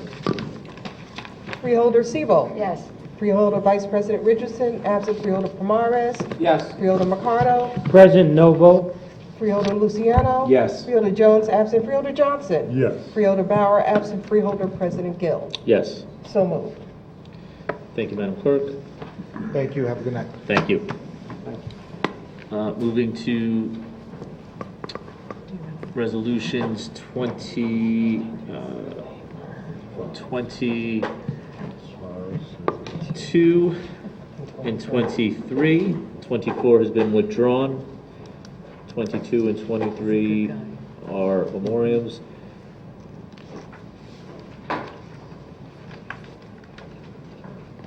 We'll move in a second. We move. Moved by Freeholder Johnson. Second, Mr. President. Second by Freeholder Palmaris. Roll call, Madam Clerk, on resolution number 22 and 23, which we'll read into the record at a later time. Freeholder Bauer, absent Freeholder Johnson. Yes. Freeholder Jones, absent. Freeholder Luciano. Yes. Freeholder Mercado. Yes. Freeholder Pomares. Yes. Freeholder Vice President Richardson, absent Freeholder Siebold. Yes. Freeholder President Gill. Yes. So moved. Thank you, Madam Clerk. We have had resolution number 24 withdrawn by Freeholder Bauer. Yes. Thank you, Madam Clerk. Added starters are resolutions 25 through 31. It's quite a few added starters, Madam Clerk. I will try to do better to manage that in the future, Mr. President. Thank you. So let's take resolution number 25. We'll read it into the record at a later time. Mr. Jackson. Mr. President, first thank you to you and to the board for your indulgence on quite a bit of late starters, but we wanted to get some of these projects going, and again, we appreciate, we're not going to meet for a bit, so we appreciate, again, your indulgence. Mr. Zates is here to address number 25 and 26, as a matter of fact.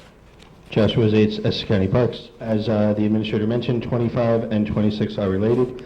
25 is the funding mechanism from the Open Space Trust Fund in order to award number 26, which is some A&E design services for ADA accessible playground we're looking to build in Watts-Essing Park. So the playground will provide on-site parking, an all-access playground, which will include fencing, ADA compliant accessibility, rubberized safety surface, drinking fountains, benches, trash receptacles, signage, outdoor furniture, lighting improvements, and the all-access playground equipment will meet all current ADA safety standards, encourage interactive play, stimulation areas and equipment to allow easy access for individuals using mobile devices, including but not limited to swings, slides, climbers, gliders, and interactive musical instruments.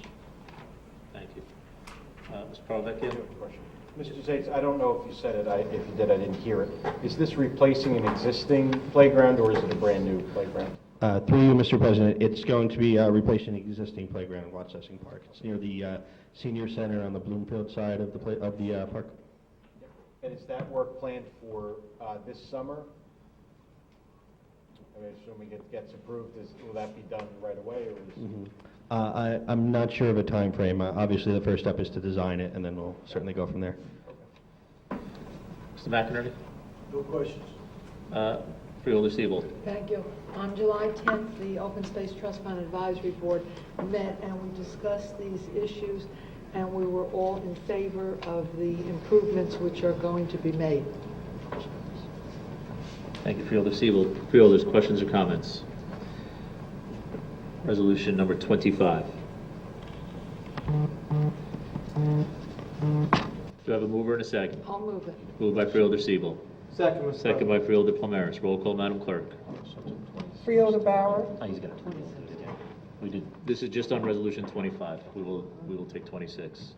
Freeholder Bauer, absent. Freeholder Johnson. Yes. Freeholder Jones, absent. Freeholder Luciano. Yes. Freeholder Mercado. Yes. Freeholder Palmares. Yes. Freeholder Richardson, absent. Freeholder Sebo. Yes. Freeholder President Gill. Yes. So moved. Thank you, Madam Clerk. Moving to resolution number 26. Madam Clerk, we can leave 26 on the record at a later time. Just keep going. Joshua Zates, Essex County Parks. As mentioned, this is to design the ADA playground over in Watts-Essing Park. Mr. Paravecchio? No further questions. Mr. McInerney? No questions. Freeholders? Additional questions or comments? Touched on that. Do I have a mover and a second? I'll move it. Moved by Freeholder Siebel. Second, Mr. President. Second by Freeholder Palmares. Thank you. Roll call, Madam Clerk. Freeholder Sebo. Yes. Freeholder Vice President Richardson, absent. Freeholder Palmares. Yes. Freeholder Mercado. Yes. Freeholder Luciano. Yes. Freeholder Jones, absent. Freeholder Johnson. Yes. Freeholder Bauer, absent. Freeholder President Gill. Yes. So moved. Thank you, Madam Clerk. Moving to resolution number 27. Lead into the record. Resolution 27, 2018 county budget, insertion of items of revenue from Essex County Department of Economic Development, Training and Employment, Division of Housing and Community Development Block Grant for Belleville Park Improvements, Department of Public Works, $250,000. Thank you, Madam Clerk. Joshua Zates, Essex County Parks. Number 27 is a partial funding mechanism for number 28. 27, the $250,000 will be used as part of, if you move forward to number 28, part of the $548,548 for Belleville Park pathways and miscellaneous improvements. Okay, thank you. Mr. Paravecchio? No questions. Mr. McInerney? No questions. Freeholders? Mr. President. Freeholder Palmares? To you, Mr. President. Mr. Zates, can you give me a rough time frame? Is this that they have to be designed and then implemented, and what your estimation would be? I'm not going to hold you to the date. Through you, Mr. President, this is number 28. Assuming the board would grant permission, it would be actually for the construction of the playground. It's already been designed, so this is the construction of the pathways. And let me just defer to Public Works for 1 second. What's the time? Apparently, we'll be starting momentarily. Yes, that's all. And what's the approximate time on that? Because I see that's pathways and stuff like, just to get a rough idea. Sanjeev Varghese, county engineer, will be done in like 2 months. Okay, thank you. Appreciate it. Okay, thank you, Freeholder Palmares. Thank you, Mr. President. Freeholders? Additional questions or comments? Do I have a mover and a second? I'll move it. Moved by Freeholder Siebel. Second, Mr. President. Second by Freeholder Palmares. Roll call, Madam Clerk. Freeholder Bauer, absent. Freeholder Johnson. Yes. Freeholder Jones, absent. Freeholder Luciano. Yes. Freeholder Mercado. Yes. Freeholder Palmares. Yes. Freeholder Vice President Richardson, absent. Freeholder Sebo. Yes. Freeholder President Gill. Yes. So moved. Thank you, Madam Clerk. Moving to resolution number 28, which is related, so we'll read it into the record at a later time. Joshua Zates, Essex County Parks. Just to give the board a brief overview of the project, it's going to include 19,500 square yards of pathway overlay, 2,000 square yards remove and replace pathway base, 3,500 square yards of new asphalt parking lot. There's going to be traffic markings and striping, 35 benches, 15 trash receptacles, 1 drinking fountain, tree trimming, and topsoil. Okay. Thank you. Mr. Paravecchio? No questions. Ms. McInerney? No questions, Mr. President. Okay. Freeholders? Additional questions or comments? Do I have a mover and a second? I'll move it. Moved by Freeholder Siebel. I'll second. Second by Freeholder Luciano. Roll call, Madam Clerk. Freeholder Sebo. Yes. Freeholder Vice President Richardson, absent. Freeholder Palmares. Yes. Freeholder Mercado. Yes. Freeholder Luciano. Yes. Freeholder Jones, absent. Freeholder Johnson. Yes. Freeholder Bauer, absent. Freeholder President Gill. Yes. So moved. Thank you, Madam Clerk. Moving to resolution number 29. Please read into the record.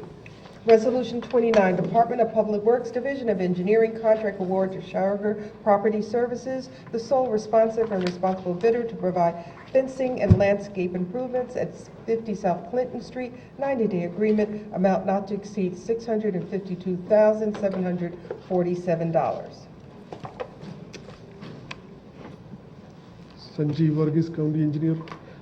This is to give a facelift to 50 South Clinton, the building itself. There are several complaints from the township officials and the residents about the appearance of the whole Clinton that area, and this will replace the fencing there, the canopy. We'll have a new signboard there with the notices displayed there. New brick pavers in the front, so that when visitors walk in, it has a decent appearance. This is just to bring a facelift to the building. And we have Sugar Groups, who is the contractor on this job here. Sure. Please, thank you.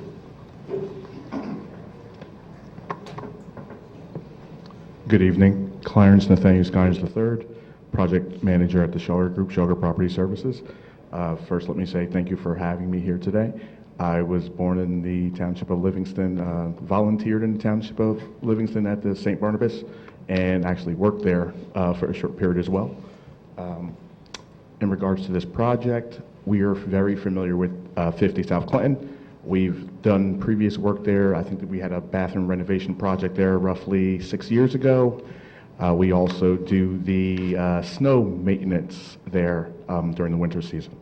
Regarding this project, again, as was previously stated, this work is primarily fence improvements. There's ornamental fence, there's upgrades to the existing chain fence, there are rolling gates, there are also curb appeal improvements in regards to the pavers, in regards to seeding and fertilizing and mulch in certain landscaping areas. And I believe there are some other improvements regarding conditions along with the signage as well. Thank you. Mr. Prolavecchio? No questions. Mr. McInerney? No questions. Freeholders? Questions or comments?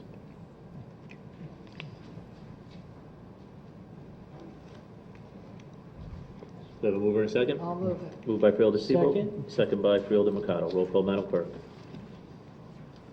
Freeholder Bauer, absent. Freeholder Johnson, Yes. Freeholder Jones, absent. Freeholder Luciano, Yes. Freeholder Mercado, Yes. Freeholder Pomares, Yes. Freeholder Vice President Richardson, absent. Freeholder Sebo, Yes. Freeholder President Gill. Yes. So moved.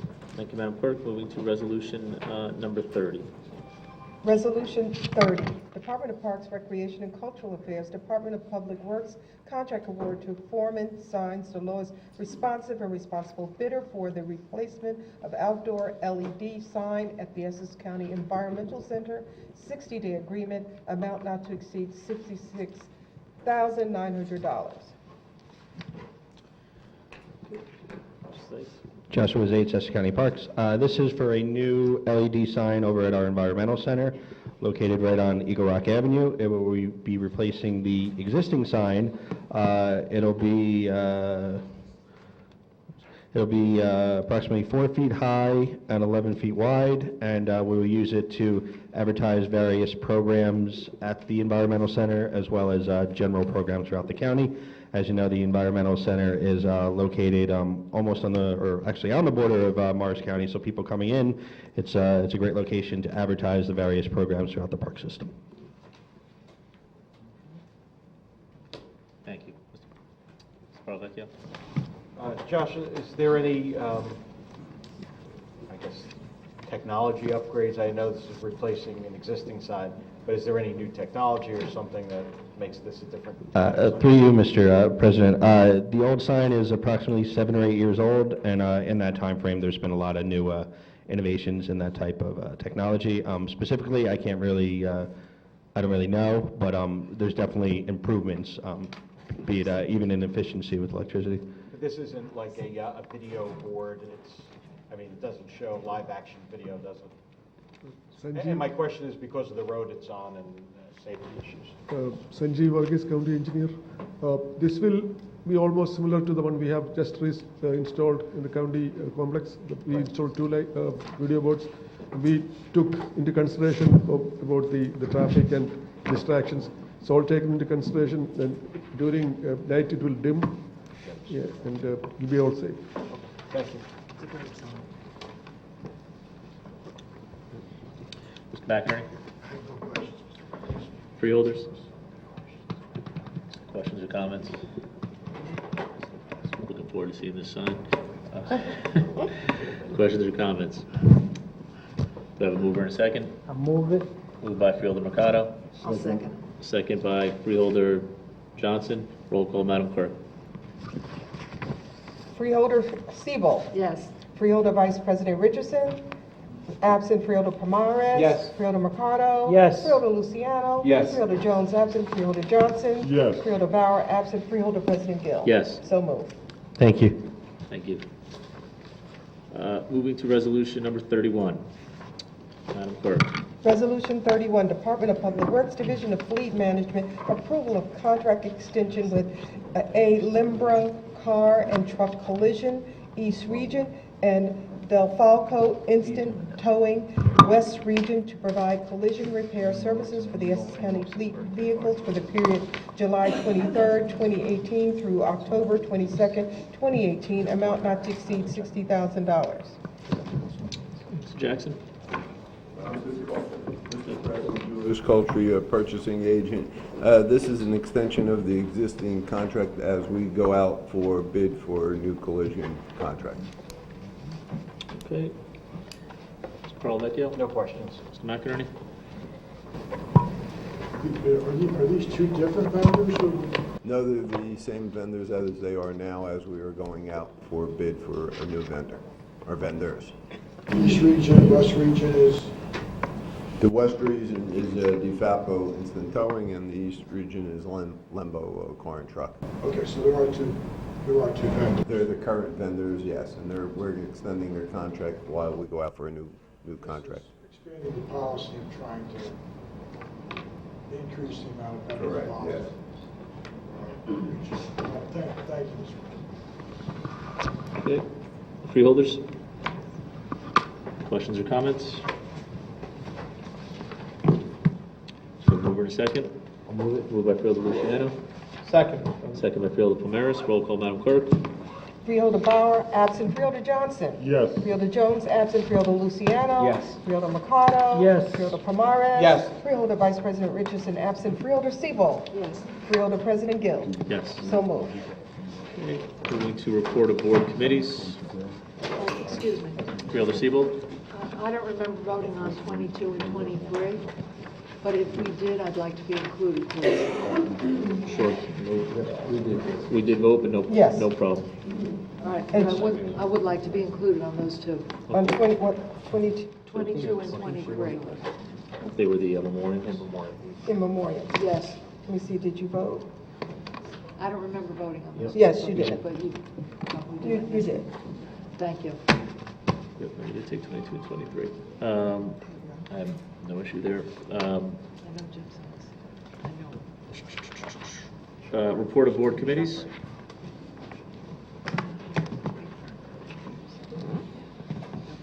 Legislative reports. Written communication. Unfinished business. New business. Public comment.